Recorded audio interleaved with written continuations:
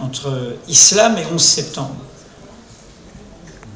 Parce que les terroristes se revendiquaient de l'islam. Où est-ce que ce lien est l'enjeu d'une bataille politique que nous devons mener si nous voulons échapper au piège des terroristes? Ce que dit très bien Véronique en rappelant que par rapport au projet de Shérif, c'est une bataille idéologique, politique, qui est menée par la pire droite extrême américaine, celle qui, au fond, comme chez nous, en clair, stigmatise une origine, une religion, une culture. Bataille politique, pas un fait. Comment dire? C'est un fait qu'il y a eu l'Inquisition et des bûchers au nom du catholicisme. Oui, c'est un fait, d'accord. Donc il y a eu des crimes commis au nom du catholicisme. Et pour autant, on ne va pas dire que l'Inquisition est l'essence du catholicisme. C'est un fait que les colonies qui se construisent dans les territoires palestiniens sont construites souvent par des communautés très croyantes, pour le moins. Et c'est une bataille que nous devons mener de dire, ben non, le judaïsme n'est pas réductible à la politique de juifs israéliens, colonisateurs et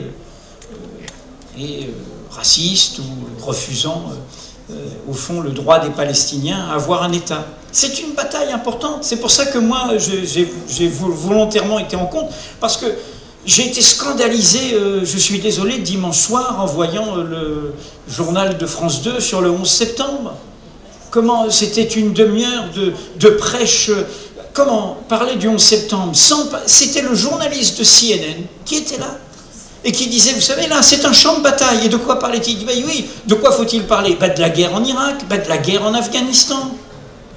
Et il disait cela, c'est lui qui disait cela. Et qui, avec un ton désolé, disait, sur l'impact terrible, disait, ben oui, mon fils de 12 ans, il avait 12 ans au moment du 11 septembre, il aurait pu être avocat, médecin, etc. Bon, il est devenu militaire, il est officier. Donc il a été pris dans ce défi.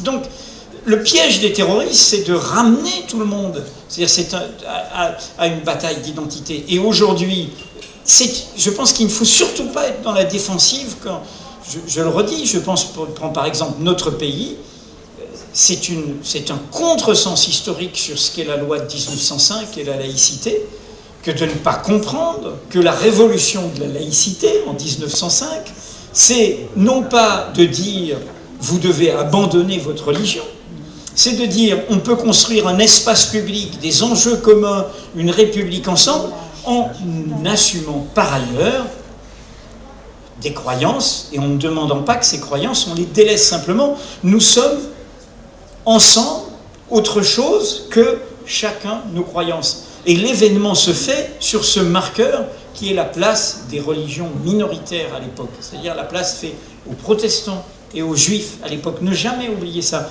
Par rapport aux laïcs sectaires de l'époque, qui eux ne voulaient qu'un face-à-face avec l'Église catholique, il n'y en avait qu'un, l'Église catholique et nous. Voilà. Le laïcisme sectaire et la laïcité, ce qu'est l'intégrisme à la religion, c'est la même chose. C'est cette crispation sur une identité uniforme. Donc voilà pourquoi on a